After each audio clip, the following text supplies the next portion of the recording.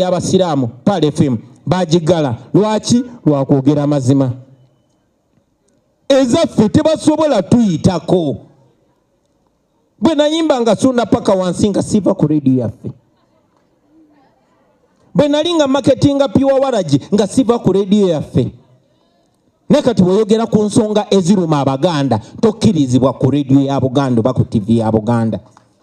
bino mbyogera mu mutima ogwagala Buganda baganda bange mu abaganda bali wano n'emikwano gya Buganda obuganda babuwamba dda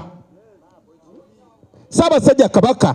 yakwata obudde najja n'atubuulira in no uncertain terms n'agamba obuyinza bwe babuwamba dda